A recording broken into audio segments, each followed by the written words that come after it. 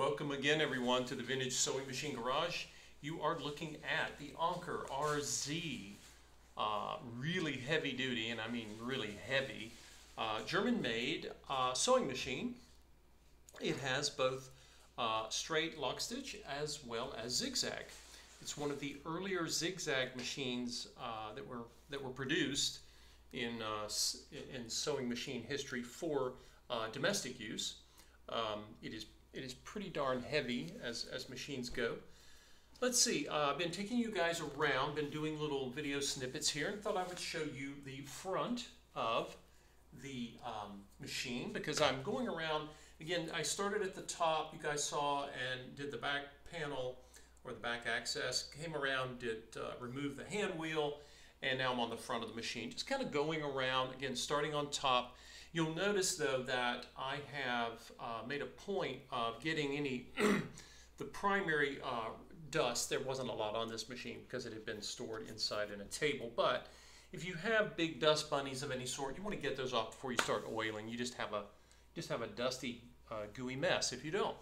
So coming around the front, and just as a reminder to you all, I wanted to, one of the reasons I'm using this machine to show you this is that I've never worked on, never seen until I got this, any Anker machine before.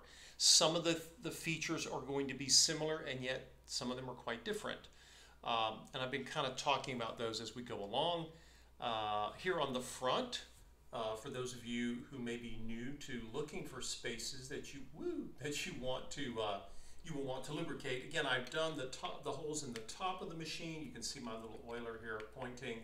I've even done these here with the little caps. I'm not going to do any more up here on the left side because I need to get that side plate off to see what's in the needle and pressure bar area. I want to make sure if there's any dust in there that I get it out, and of course I'll open up the side plate and get that oiled as well.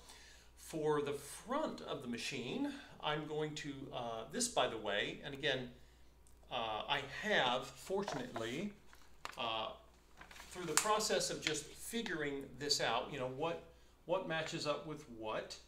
I do have what is this? This is I found a PDF online. No, it's a JPEG, and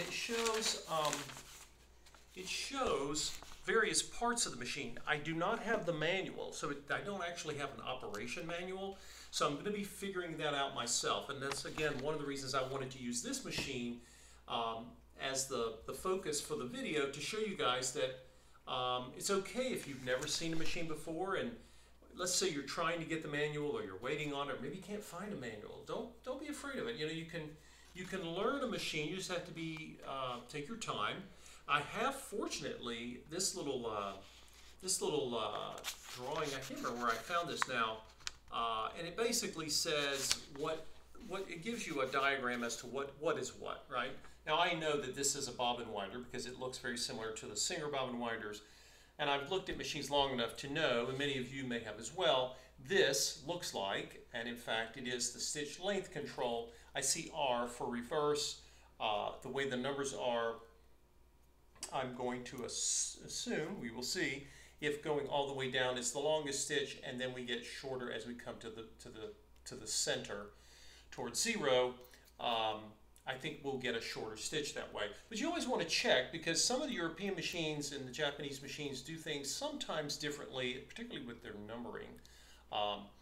But anyway, this little thumb screw, this nice knurled thumb screw, basically allows you, as you pull away, there is a screw shaft, if you will, that this screw turns on, and I'm going to put a drop of oil there, and I'm actually going to come up and put one here because I want to get those threads. By the way, you know, when you're getting a machine for the first time, you'll notice, you know, I check things. I actually look to see, are they moving? Is anything stuck? I've been very fortunate with this machine that it hasn't been.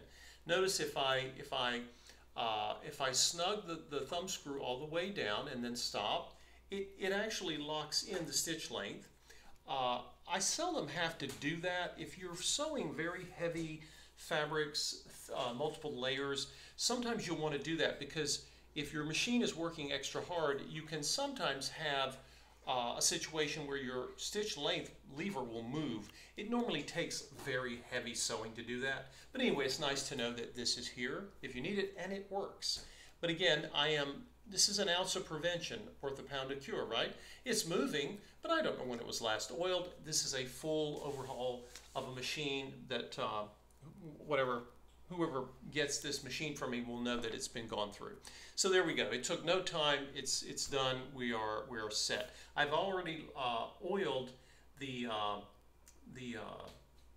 mechanism from the back side, so I don't need to go into the front. I would if I didn't have access. Occasionally I get machines that don't have an access panel on the back. Let's see, what else do we have here? We have, this was pretty advanced for the time, we have a needle position lever, which is right here. I don't know if you guys can see, it's very subtle, but the needle bar will move to the right or to the left.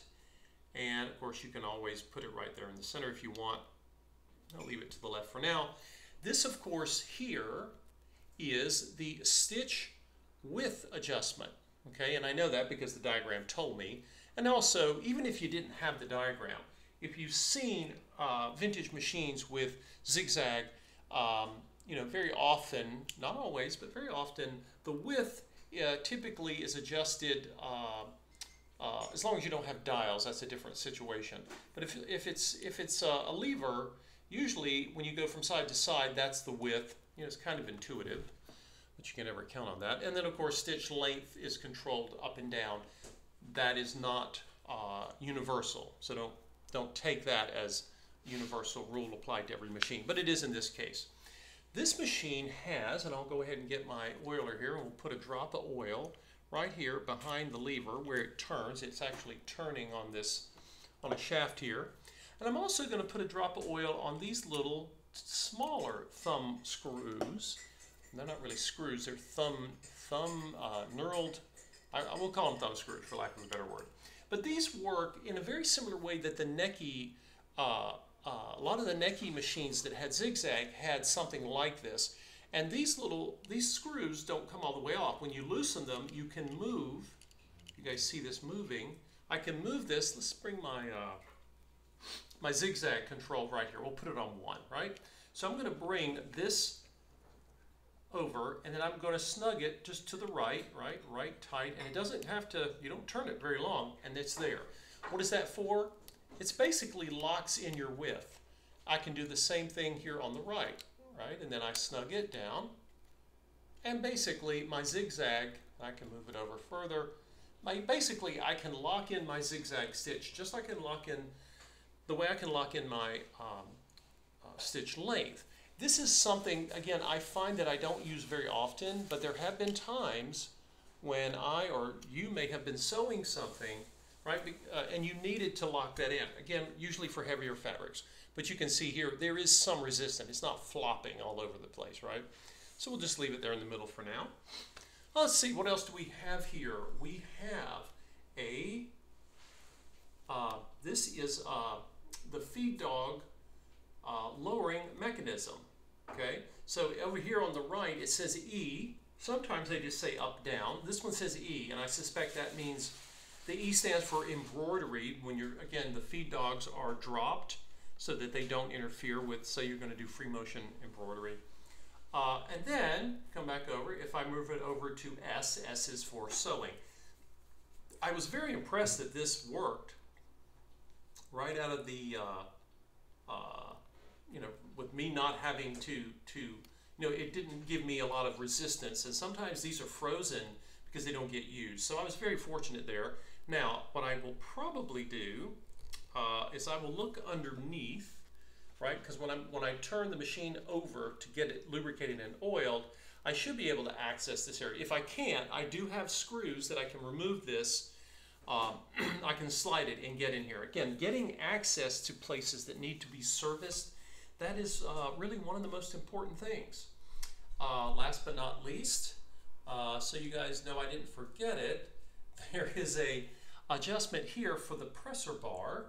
right? And just turns to the left to loosen, right to tighten, or to make tighter. And I'm just going to put, again, a drop of oil here and here. This is really future-proofing. It's turning and it's not giving me any problems. But again, all of these areas were designed to be oiled and lubricated. We know that, all right? You're not just making this up. And well, there's actually one sitting right here.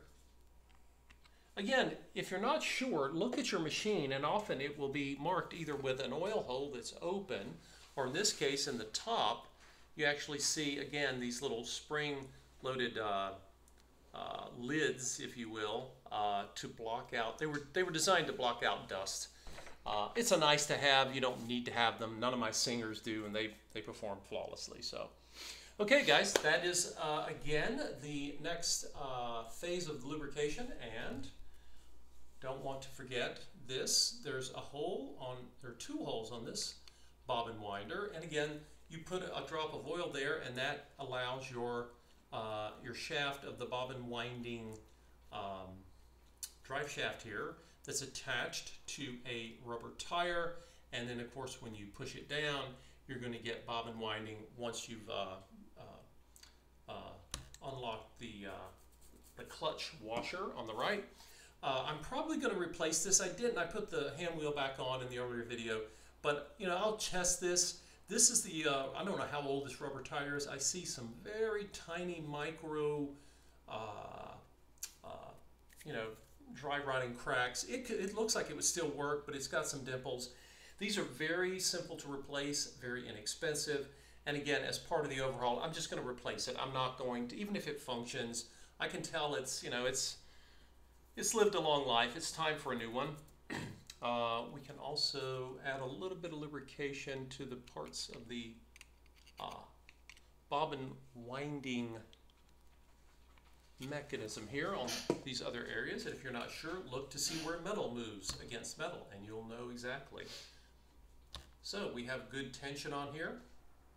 And let's see, I can also, remember this bobbin winding mechanism is going to be moving, so nothing wrong with a drop of oil. I think it would work fine, but again, you know, I'm starting from scratch here. I'm not the original owner, definitely not the original owner, and haven't had this machine for a while. It hasn't been overhauled, so I like to just to be extra careful and get that done. So there you go. That's the next phase of the lubrication, and we'll just work our way around. I'm breaking this up into smaller videos, trying to get them shorter. Some of you guys like shorter videos, and some of you like the longer ones. So anyway, guys, there was too much on this machine to cover in just one video, so I'm breaking it up.